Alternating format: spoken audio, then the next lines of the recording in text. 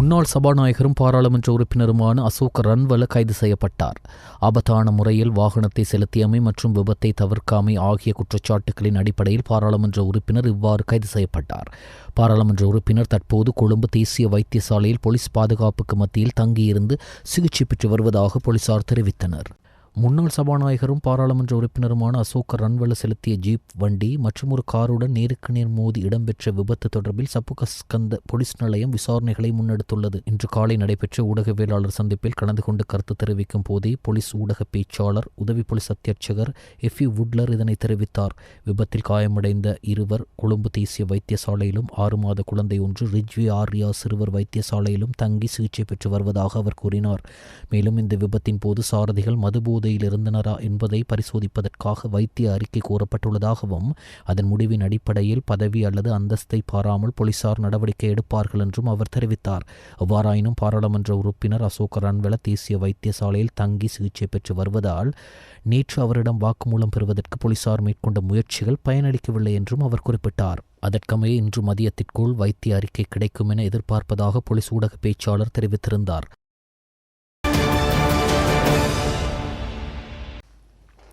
4 மாவட்டங்களைச் சேர்ந்து 33 செயலக பிரிவுகளுக்கு விடுக்கப்பட்டிருந்த மண் சரிவு சிவப்பு எச்சரிக்கை தொடர்ந்தும் நீட்டிக்கப்பட்டுள்ளதாக தேசிய கட்டிட ஆராய்ச்சி நிறுவனம் தெரிவித்துள்ளது. கடந்த சில நாட்களாக பதுள மற்றும் கண்டி மாவட்டங்களின் சில இடங்களில் 75 மில்லிமீட்டருக்கும் அதிகமான மழை பெய்துள்ளதால் இந்த சிவப்பு எச்சரிக்கை தொடர்ந்தும் அமலில் உள்ளதாக தேசிய கட்டிட ஆராய்ச்சி நிறுவனத்தின் சிரேஷ்ட புவியியலாளர் கலாநிதி வசந்த சேனாதீர தெரிவித்தார். நேற்று மீகா கிவுல மற்றும் திமோதர ஆகிய பகுதிகளில் மண் சரிவு சம்பவங்கள் பதிவாகி உள்ளதால் இது குறித்து மக்கள் தொடர்ந்து அவதானத்துடன் இருக்குமாறும் அவர் வலியுறுத்தினார். குறித்த பகுதிகளில் நிலவும் ஆபத்து நிலையை கருத்தில் கொண்டு வானிலை முன்னறிவிப்புகளுக்கு அமைய 5 மாவட்டங்களின் 38 பிரதேச செயலக பிரிவுகளுக்கு விடுக்கப்பட்ட 2ஆம் கட்ட அவதான எச்சரிக்கையும் அவ்வாறே செயற்படுத்தப்படும். இதற்கு மேலதிகமாக 3 மாவட்டங்களில் 17 பிரதேச செயலக பிரிவுகளுக்கு 1ஆம் கட்ட விழிப்புடன் இருங்கள் என விடுக்கப்பட்ட எச்சரிக்கையும் தொடர்ந்தும் அமலில் உள்ளதாக கலாநிதி வசந்த சேனாதீர தெரிவித்தார். கிடைக்கும் மழை வீழ்ச்சியுடன் அந்த அறிவிப்புகள் மாறக்கூடும் என்பதால் அந்தந்த பகுதிகளில் உள்ள மக்கள் இது குறித்து தொடர்ந்து அவதானத்துடன் இருக்க வேண்டும் எனவும் தெரிவிக்கப்பட்டுள்ளது.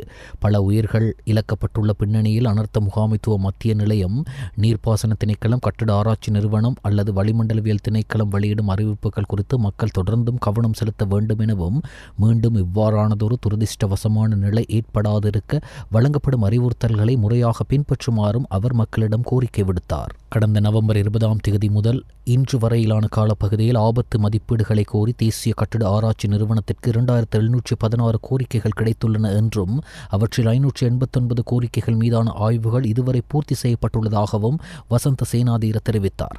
நாட்டில் நிலவும் அனர்த்த நிலைமையில் இந்நாட்களில் செய்ய வேண்டிய மிக சிறந்த விடயம் தேவையற்ற பயணங்களை தவிர்த்து பாதுகாப்பான இடங்களில் இருப்பதே என வலியுறுத்திய அவர் வார இறுதியில் உல்லாச பயணங்கள் செல்வதற்கான சாத்தியக்கூறுகள் குறித்து மக்கள் தேசிய கட்டிட ஆராய்ச்சி நிறுவனத்திற்கு தொலைபேசி அழைப்புகளை மேற்கொண்டதாகவும் குறிப்பிட்டார்.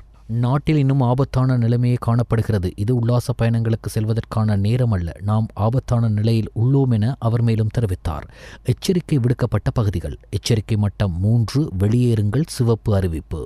கண்டி மாவட்டம் උඩුනුවර ගංගවට කොරැල්ල උඩුදුඹර දොළුව මිනිප්පේ පාත ඈවායට මැදදුඹර දෙල්තොට අකුරණ ගංගයිර කොරැල්ල පාතදුඹර යටිනුවර තුම්බණි උඩුනුවර ආරිස්පත්තුව பூஜாபிட்டிய பஸ்பாகி கொரல்ல பண்வில அத்தர்லியத்த குண்டசாலை.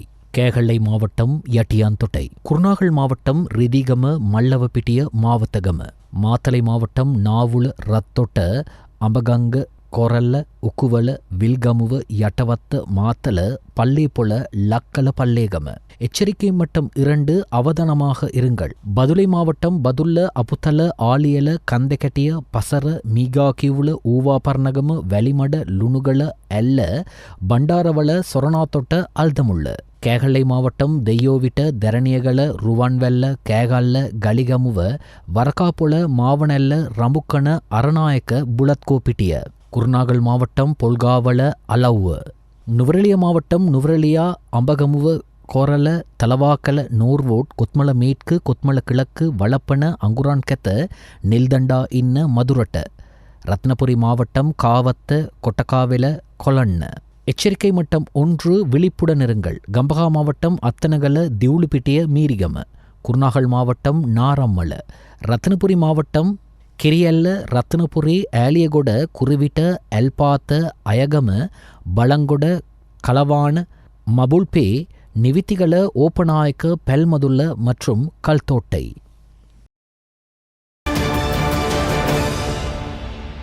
வடபகுதி கடற்பரப்பில் இடம்பெறும் இந்திய இழுவைப் படகுகளின் அத்துமீறல் செயற்பாடுகளை கண்டித்து யாழ்ப்பாணத்தில் இன்று ஆர்ப்பாட்ட பேரணி ஒன்று முன்னெடுக்கப்பட்டது. இவ்வார்ப்பாட்டத்தில் இலங்கை தமிழரசுக் கட்சியின் வன்னி மாவட்ட பாராளுமன்ற உறுப்பினர் துரைராசா ரவிகரன் பங்கேற்றார். பண்ணை பகுதியில் அமைந்துள்ள யாழ்ப்பாண மாவட்ட கடற்றொழில் நீரியல் வள திணைக்கள அலுவலக வளாகத்திலிருந்து ஆரம்பித்த இவ்வார்ப்பாட்ட பேரணி யாழ்ப்பாணம் மாவட்ட செயலகம் வரை இடம்பெற்றது. தொடர்ந்து யாழ் மாவட்ட செயலக நுழைவாயிலை முற்றுகையிட்ட மீனவர்கள் இந்திய இழுவைப் படகுகளின் அத்துமீறலை உடனடியாக நிறுத்த நடவடிக்கைகளை மேற்கொள்ளுமாறு கோஷங்களை எழுப்பி ஆர்ப்பாட்டத்தில் ஈடுபட்டனர். அதனையடுத்து யாழ்ப்பாணம் மாவட்ட செயலாளர் குறித்த இடத்திற்கு வருகை தந்ததுடன் மாவட்ட செயலாளரிடம் இதன்போது மீனவர்களால் மகஜர் ஒன்றும் கையளிக்கப்பட்டது. இவ்வார்ப்பாட்டத்தில் வன்னி மாவட்ட நாடாளுமன்ற உறுப்பினர் துரைராசா ரவிகரன், மீனவ அமைப்புகளின் பிரதிநிதிகள், மீனவர்கள் என பலரும் பங்கேற்றிருந்தமை குறிப்பிடத்தக்கது.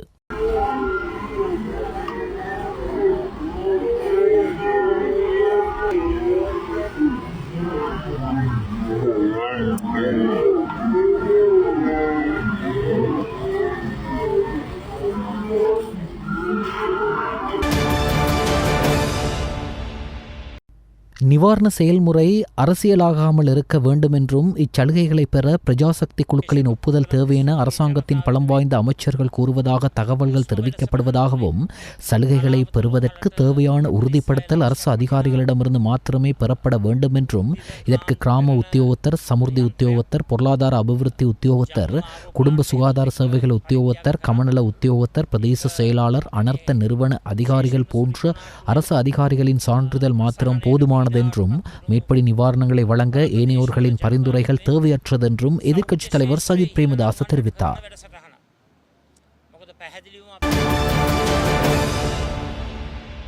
தெல்தொட்ட பிரதேச செயலகத்திற்குட்பட்ட கலகா பிரதேசத்தில் பல வீடுகள் மண் சரிவு காரணமாக வெடிப்பு ஏற்பட்டுள்ளது. அதனால் அந்த பகுதி மக்கள் மிகவும் அச்சத்தில் வாழ்வதாக தெரிவிக்கப்பட்டுள்ளது. கடந்த 24 மணித்தியாலயங்களில் பல ஆற்று படுக்கைகளில் 50 மில்லிமீட்டருக்கும் அதிகமான மழை பெய்துள்ளதாக நீர்ப்பாசன பணிப்பாளர், நீரியல் மற்றும் அனர்த்த முகாமைத்துவ பொறியியலாளர் எல்எஸ் சூரிய பண்டார இன்று காலையில் தெரிவித்தார்.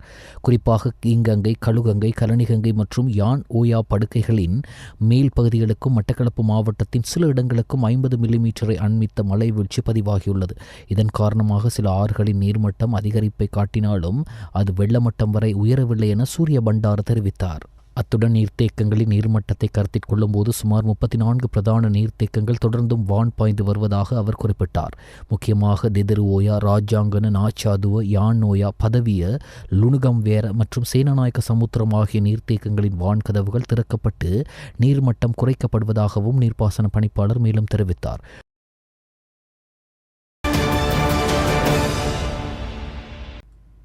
ஜனாதிபதி அனுரகுமார திசாநாயக்கவின் தலைமையில் இலங்கை மீண்டும் கட்டியெழுப்பப்படும் என்றும், அதற்கு தேவையான எந்த உதவியையும் வழங்க அமெரிக்கா தயாராக உள்ளது என்றும் அமெரிக்க அரசியல் விவகாரங்கள் தொடர்பான உப ராஜாங்க செயலாளர் அலிசன் ஹூக்கர் தெரிவித்தார். ஜனாதிபதி அனுரகுமார திசாநாயக்கவிற்கும் அமெரிக்க அரசியல் விவகாரங்கள் தொடர்பான உப ராஜாங்க செயலாளர் அலிசன் ஹூக்கருக்கும் இடையிலான சந்திப்பு நேற்று காலை ஜனாதிபதி அலுவலகத்தில் நடைபெற்றது. இதன்போது உப ராஜாங்க செயலாளர் இதனை தெரிவித்தார். இலங்கை எதிர்கொள்ளும் அனர்த்தங்களுக்கு முகம் கொடுக்க உதவி வழங்க முடிந்தது மகிழ்ச்சி அடைவதாக தெரிவித்த அலிசன் ஹூக்கர், அனர்த்தத்தால் இறந்த அனைவரின் குடும்பங்களுக்கும் தனது இரங்கலை தெரிவித்தார். இந்த நெருக்கடியான நேரத்தில் பல்வேறு நிவாரண குழுக்கள் நாட்டிற்கு அனுப்புவதில் அமெரிக்க ஜனாதிபதியும் அரசாங்கமும் அளித்த ஆதரவு ஜனாதிபதி அனுரகுமார திசாநாயக்க நன்றி தெரிவித்தார். அமெரிக்கா உட்பட உலகெங்கிலும் உள்ள அனைத்து நட்பு நாடுகளும் இலங்கைக்கு அளித்த மனப்பூர்வமான ஆதரவை ஜனாதிபதி பாராட்டினார்.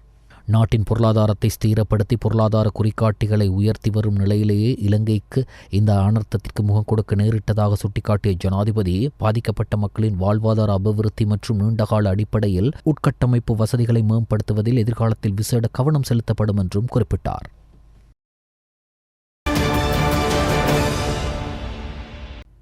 அனர்த்தத்திற்கு பிறகு மக்களின் வாழ்க்கையையும் நாட்டையும் மீண்டும் கட்டியெழுப்ப ஜனாதிபதி தலைமையிலான அரசாங்கம் மேற்கொண்டு வரும் வேலைத்திட்டம் பாராட்டுக்குரியது என்றும் அதற்காக தங்கள் ஆசிகளை தெரிவித்துக் கொள்வதாகவும் மல்வத்து மற்றும் அஸ்கிரிய பிரதி பதிவாளர்களான இரு தேரர்களும் தெரிவித்தனர். சியாமோ பாலி மகா நிகாயவின் மல்வத்து மகாவியாரின் தரப்பின் பிரதி பதிவாளர் ராஜகீய பண்டித வணக்கத்திற்குரிய மகாவெலே ரத்னபால நாயக்க தேரர், சியாமோ பாலி மகாநிகாயவின் அஸ்கிரிய மகாவிகாரை தரப்பின் பிரதி பதிவாளர் வரலாற்று சிறப்புமிக்க பதுலு முதியங்கன ரஜமாவிகாரையின் பொறுப்பாளர் கலாநிதி வணக்கத்திற்குரிய முருந்தனிய ஸ்ரீ தர்மரத்ன நாயக்க தேரர் மற்றும் வரலாற்று சிறப்புமிக்க கண்டி தலதா மாளிகையின் தியவடன நிலமே நிலங்க தேலே ஆகியோர் நேற்று முற்பகல் ஜனாதிபதி அலுவலகத்தில் ஜனாதிபதி அனுரகுமார் திசாநாயக்கவை சந்தித்த போது இவ்வாறு தெரிவிக்கப்பட்டது. கண்டி மாவட்டத்தில் பாதிக்கப்பட்ட மக்களுக்கு நிவாரணம் மற்றும் மீள்குடியமர்த்தல் நடவடிக்கைகள் குறித்து இங்கு கலந்துரையாடப்பட்டன. மக்களை மீள்குடியமர்த்தும் பணியில் தலதா மாளிகா வழங்கக்கூடிய பங்களிப்புகள் குறித்து இதன்போது தியவடன நிலைமை ஜனாதிபதியின் கவனத்திற்கு கொண்டு வந்தார். வரலாற்று சிறப்புமிக்க ஸ்ரீ தலதா மாளிகையினால் ரீபில்டிங் ஸ்ரீலங்கா நிதியத்திற்கு நிதி நன்கொடையும் வழங்கப்பட்டது. இந்நிகழ்வில் ஜனாதிபதியின் செயலாளர் நந்திக சனத் குமார் நாயக்கவும் கலந்து கொண்டார்.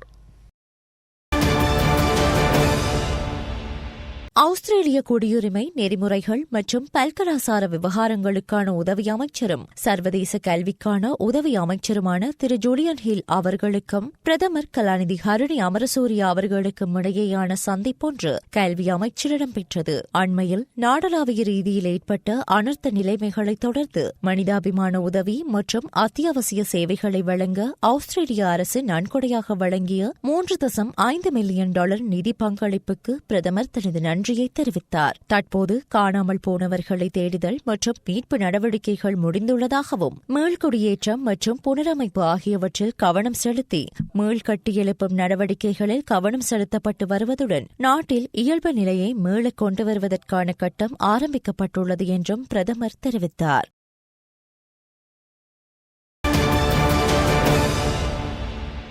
ஐக்கிய நாடுகள் சபை உள்ளூர் மற்றும் சர்வதேச பங்காளர்களுடன் இணைந்து இலங்கையின் மீட்பு முயற்சிகளுக்கு ஆதரவளிப்பதற்காக அடுத்த 4 மாதங்களில் $35 மில்லியன் திரட்ட முயன்று வருவதாக இலங்கையில் உள்ள ஐக்கிய நாடுகள் சபையின் வதிவிட பிரதிநிதி மார்க் ஆண்ட்ரூ பிரான்சே தெரிவித்துள்ளார். நேற்று கொழும்பில் இடம்பெற்ற ஊடக சந்திப்பில் உரையாற்றிய போதே அவர் இந்த விடயத்தை குறிப்பிட்டுள்ளார். டித்வா புயலால் நாடு முழுவதும் பெரும் அழிவு ஏற்பட்டதைத் தொடர்ந்து ஐநா பேரிடர் முகாமைத்துவ நிலையத்துடன் இணைந்து 7 துறைகளை உள்ளடக்கிய ஒரு முன்னுரிமை பட்டியலை தயாரித்துள்ளதாக கூறினார். அரசாங்கம் நிவாரணம் மற்றும் மீட்பு முயற்சிகளுக்கு தலைமை தாங்குகின்றது என்றும் ஐநா மற்றும் பிற உள்ளூர் சர்வதேச பங்காளிகள் பல துறைகளில் தமது ஆதரவை வழங்குவார்கள் என்றும் அவர் தெரிவித்தார். இந்த முயற்சிகளுக்கு ஆஸ்திரேலியா, கனடா, ஐரோப்பிய ஒன்றியம், சுவிட்சர்லாந்து, ஐக்கிய ராச்சியம் மற்றும் அமெரிக்கா ஆகியவற்றின் ஆதரவுடன் ஐநா ஏற்கனவே $9.5 மில்லியன் பெற்றுள்ளது என்று இலங்கைக்கான ஐநா வதிவிட பிரதிநிதி மார்க் ஆண்ட்ரூ பிரான்சே குறிப்பிட்டார். ஒருங்கிணைக்கப்பட்ட திட்டத்தின் மூலம் வரும் மாதங்களில் மேலும் $26 மில்லியன் திரட்ட முயற்சிப்பதாக அவர் குறிப்பிட்டார்.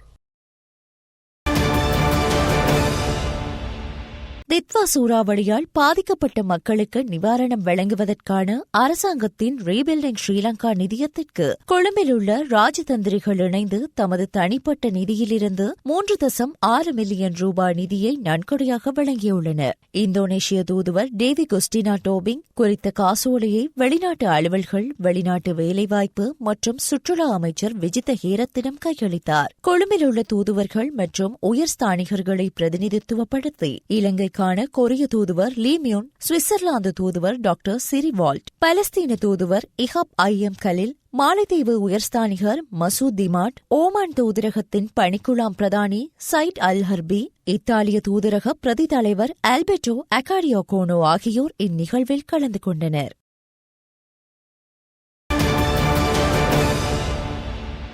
தித்வா சூறாவளியால் பாதிக்கப்பட்ட மக்களுக்கு நிவாரணம் வழங்கும் அரசாங்கத்தின் ரீபில்டிங் ஸ்ரீலங்கா நிதியத்திற்கு மெகா இன்ஜினியரிங் தனியார் நிறுவனம் $25 மில்லியன் நன்கொடையாக வழங்கியது. குறித்த காசோலையை நிறுவனத்தின் பிரதான நிறைவேற்று பணிப்பாளர் எம் பியதாச ஜனாதிபதி அலுவலகத்தில் ஜனாதிபதியின் செயலாளர் கலாநிதி நந்திக சனத்குமார் நாயக்கவிடம் கையளித்தார். அந்த நிறுவனத்தின் பணிப்பாளர்களில் ஒருவரான ரொஷான் மதரசிங்கவும் இந்த நிகழ்வில் பங்கேற்றார். தித்வா சூறாவளியால் பாதிக்கப்பட்ட மக்களுக்கு நிவாரணம் வழங்கும் அரசாங்கத்தின் rebuilding Sri Lanka நிதியத்திற்கு Memon association of Sri Lanka சங்கம் 20 மில்லியன் ரூபாவை நன்கொடையாக வழங்கியது. குறித்த காசோலையை அதன் தலைவர் அப்துல் ரசல் அப்துல் சத்தார் ஜனாதிபதி அலுவலகத்தில் ஜனாதிபதியின் செயலாளர் கலாநிதி நந்திக சனத்குமார் நாயக்கவிடம் கையளித்தார். அந்த சங்கத்தை பிரதிநிதித்துவப்படுத்தி முகமது அப்துல் ஹுசைன், முகமது இஸ்மாயில் தாவூத் ஆகியோரும் இந்நிகழ்வில் கலந்து கொண்டனர்.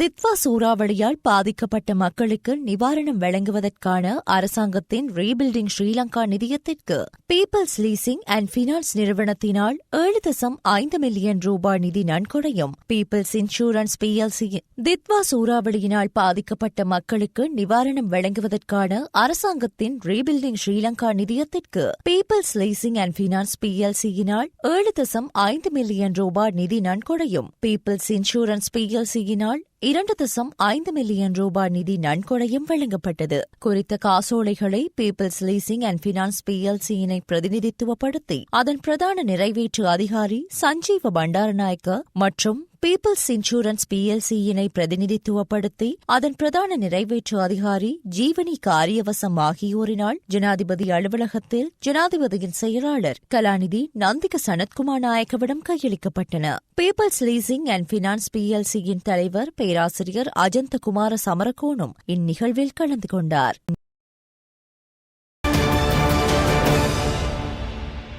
தித்வா சூறாவளியால் இடம்பெயர்ந்து பாதுகாப்பு மையங்களில் தங்கியுள்ள குழந்தைகள் மற்றும் பெரியவர்களின் உள ஆரோக்கியத்தை மேம்படுத்தும் நோக்கில் கிளீன் ஸ்ரீலங்கா வேலை திட்டத்தின் கீழ் ஏற்பாடு செய்யப்பட்ட பியாண்ட் ரெகவரி நாடு தழுவிய ரீதியில் நடைபெறவுள்ள நிகழ்ச்சி திட்டத்தின் முன்னோடி திட்டம் பதுளை மாவட்டத்தில் ஆரம்பமாகியது.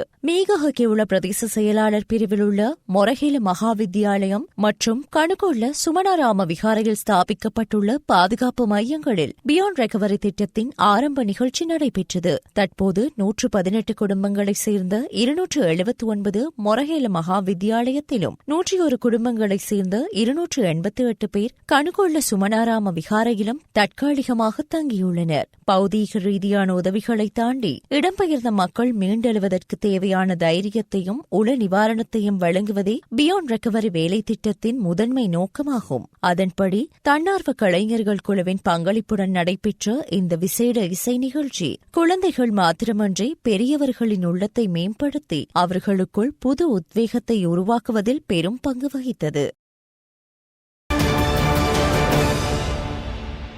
தித்வா சூறாவளியினால் பாதிக்கப்பட்ட மக்களுக்கு நிவாரணம் வழங்குவதற்கான அரசாங்கத்தின் ரீபில்டிங் ஸ்ரீலங்கா நிதியத்திற்கு திலகவர்தன டெக்ஸ்டைலினால் 25 மில்லியன் ரூபாய் நன்கொடை வழங்கப்பட்டது. குறித்த காசோலையை திலகவர்தன டெக்ஸ்டைலின் தலைவர் சுனில் திலகவர்தன ஜனாதிபதி அலுவலகத்தில் ஜனாதிபதியின் செயலாளர் கலாநிதி நந்திக சனத்குமார் நாயக்கவிடம் கையளித்தார். திலகவர்தன டெக்ஸ்டைலின் பிரதான நிறைவேற்று அதிகாரி ரவீந்திர திலகவர்தனவும் இந்த நிகழ்வில் கலந்து கொண்டார். சீரற்ற காலநிலையால் பாதிக்கப்பட்ட மக்களுக்கு இலங்கையில் உள்ள துருக்கி தூதரகத்தால் $1,00,000 பெறுமதியான உலருணவுப் பொருட்கள் வழங்கி வைக்கப்பட்டது.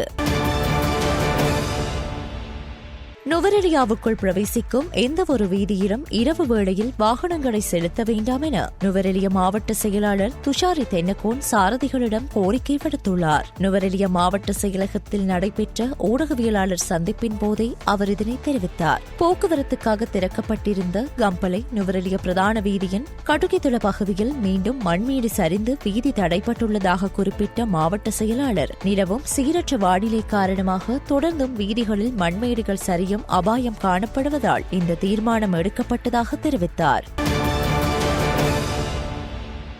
ஜனாதிபதி நிதியத்தின் தலையீட்டுடன் பாணதுரை விஜயவர்தன மகளிர் இல்லம் முழுமையாக மறுசீரமைக்கப்பட்டு கையளிக்கப்பட்டது. மகளிர் இல்ல நிர்வாக சபையினால் ஜனாதிபதி நிதியத்திற்கு விடுக்கப்பட்ட கோரிக்கையை தொடர்ந்து இலங்கை கடற்படையின் பங்களிப்பு மற்றும் தொழில்நுட்ப உதவியுடன் மகளிர் இல்லத்தின் தங்குமிடங்கள், சமையலறை மற்றும் ஏனைய இடங்கள் வர்ணம் பூசப்பட்டு அலங்கரிக்கப்பட்டதோடு செயல்படாத மின்விசிறிகள் மற்றும் உபகரணங்களும் சீரமைக்கப்பட்டன.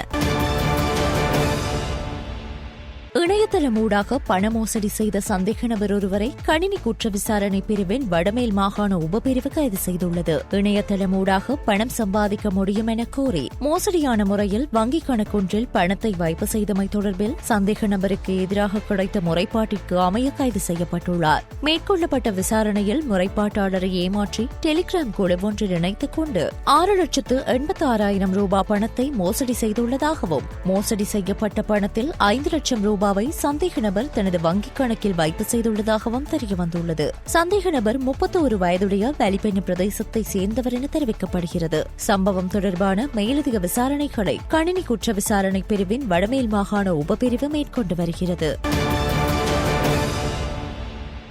88 பிடியாணைகளுக்காக தேடப்பட்டு வந்த சந்தேக நபர் ஒருவரை கைது செய்வதற்கு அதுருகிரிய போலீஸ் அதிகாரிகள் நடவடிக்கை எடுத்துள்ளனர். அதுருகிரிய போலீஸ் பிரிவிற்குட்பட்ட கஜபா மாவத்தை பகுதியில் போலீஸ் குழு ஒன்றுக்கு கிடைத்த தகவலின் அடிப்படையில் இந்த சுற்றிவளைப்பு மேற்கொள்ளப்பட்டுள்ளது. இதன்போது வெளிநாட்டில் வேலைவாய்ப்பு பெற்றுத் தருவதாக கூறி பொதுமக்களிடம் பணத்தை பெற்று மோசடி செய்து தலைமறைவாகியிருந்த குறித்த சந்தேக நபர் கைது செய்யப்பட்டுள்ளார். கைது செய்யப்பட்ட சந்தேக நபர் 56 வயதுடைய வாத்துவ பிரதேசத்தை சேர்ந்த என தெரிவிக்கப்பட்டுள்ளது. இந்த பண மோசடிகள் தொடர்பில் மொரட்டுவ, காலி, வரகாபொல மற்றும் பானதுரை ஆகிய நீதவான் நீதிமன்றங்களினால் சந்தேக நபருக்கு எதிராக 88 பிடியாணைகள் பிறப்பிக்கப்பட்டிருந்தன. சம்பவம் தொடர்பான மேலதிக விசாரணைகளை அதுருகிரிய போலீசார் மேற்கொண்டு வருகின்றனர்.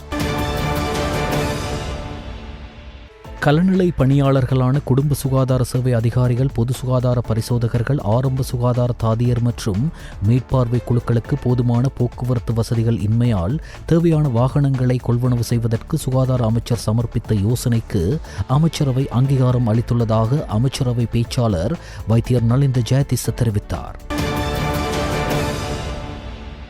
கடந்த சில நாட்களாக நாட்டில் நிலவிய மோசமான காலநிலை காரணமாக டெங்கு நோயாளர்களின் எண்ணிக்கை அதிகரித்துள்ளது என்று தேசிய டெங்கு கட்டுப்பாட்டு பிரிவு தெரிவித்துள்ளது. நாட்டில் இதுவரை 47,161 டெங்கு நோயாளர்கள் அடையாளம் காணப்பட்டுள்ளதோடு 24 டெங்கு மரணங்களும் பதிவாகியுள்ளது. இதேவேளை அதிகூடிய டெங்கு நோயாளர்களை கொண்ட மாவட்டமாக கொழும்பு மாவட்டம் அடையாளம் காணப்பட்டுள்ளது. இதுவரை கொழும்பு மாவட்டத்தில் மாத்திரம் 8,407 நோயாளர்கள் காணப்படுகிறார்கள். தித்வா புயலால் அனர்த்தத்தினால் பாதிக்கப்பட்டு இடைத்தங்கல் முகாம்களில் தங்கியிருக்கும் புகவந்தலாவ கியூ தோட்டப்பிரிவு மக்களுக்கு பாய்கள், போர்வைகள், தலையணைகள் மற்றும் சவர்க்காரங்களை அட்டன் ஸ்ரீ மாணிக்க பிள்ளையார் தேவஸ்தான பரிபாலன சபையின் கௌரவ தலைவர், செயலாளர் மற்றும் பொருளாளர் ஆகியோர் வழங்கி வைத்தனர். இந்நிகழ்வில் நிர்வாக சபை மற்றும் பொது சபை உறுப்பினர்களும் கலந்து கொண்டனர். இதற்கான நிதி மற்றும் பொருட்களை அட்டன் நகர வர்த்தகர்கள் வழங்கியிருந்தமை குறிப்பிடத்தக்கது. நுவரெலியா மாவட்டம் அட்டன் செம்புவத்த தோட்டம் அருள்மிகு ஸ்ரீ முத்துமாரியம்மன் ஆலய வருடாந்த ஸ்ரீ ஐயப்பன் மகாசக்தி பூஜை நிகழ்வு மிக சிறப்பாக இடம்பெற்றது. காலை விநாயகர் வழிபாட்டுடன் ஆரம்பிக்கப்பட்ட ஐயப்பன் திருவுருவ சிலை ஊர்வலமாக கொண்டுவரப்பட்டு ஐயப்பனுக்கு பூஜைகள் இடம்பெற்றது. நெய், பால், இளநீர், சந்தனம், குங்குமம் மற்றும் வாசனை திரவியங்களால் அபிஷேகம் செய்யப்பட்டது. தொடர்ந்து ஐயப்பன் பஜனை பாடல்கள் இடம்பெற்றது. கருப்புசாமி பூஜை இடம்பெற்று 18 படிகளுக்குமான படி பூஜை இடம்பெற்றது. இதில் நுவரெலியா மாவட்டத்தைச் சேர்ந்த ஏராளமான பக்தர்கள் கலந்து கொண்டனர்.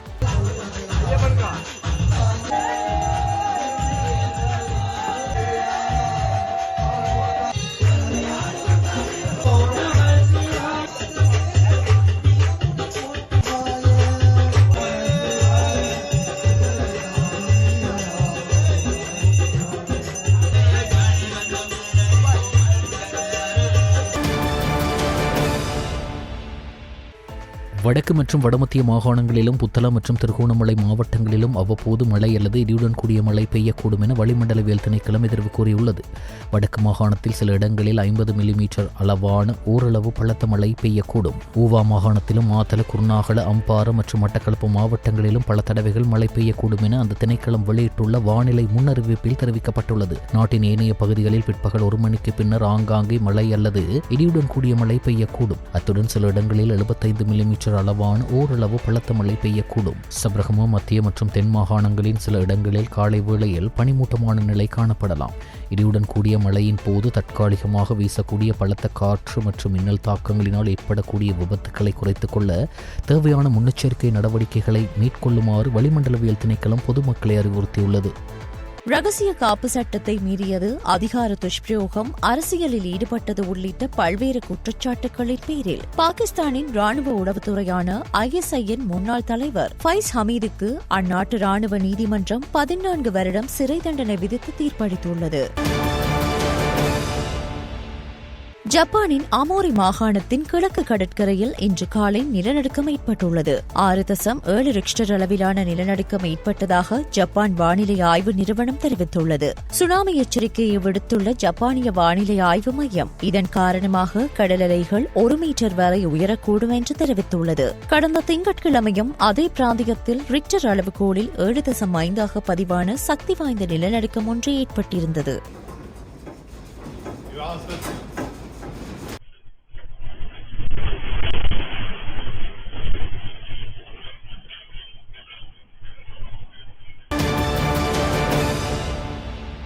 ஆந்திராவில் அல்லூரி மாவட்டத்தில் பேருந்தொன்று விபத்துக்குள்ளானதில் 15 பேர் உயிரிழந்துள்ளனர். மேலும் பலர் பலத்த காயமடைந்துள்ளதாகவும் தெரிவிக்கப்பட்டுள்ளது. விபத்தின் போது பேருந்தில் 36 பேர் இருந்ததாக அந்நாட்டு ஊடகங்கள் தெரிவிக்கின்றன. தென்னாப்பிரிக்காவுக்கு எதிரான 2வது T20 போட்டியில் இந்திய வேகப்பந்து வீச்சாளர் அஷ்தீப் சிங் ஒரு ஓவரை வீசி முடிக்க முடியாமல் திணறிய சம்பவம் அதிர்ச்சியை ஏற்படுத்தியுள்ளது. சர்வதேச T20 போட்டிகளில் ஒரு ஓவரில் அதிக பந்துகளை வீசிய இந்திய பந்து வீச்சாளர் என்ற சாதனைக்கு அஷ்தீப் சிங் சொந்தக்காரராகியுள்ளார். T20 கிரிக்கெட் வரலாற்றில் ஒரு இந்திய பந்து வீச்சாளர் வீசிய மிக நீளமான ஓவர் என்ற சாதனையை அவர் படைத்தார். இதேவேளை தென்னாப்பிரிக்கா அணிக்கு எதிரான நேற்றைய போட்டியில் இந்திய அணி தோல்வியடைந்தமை குறிப்பிடத்தக்கது.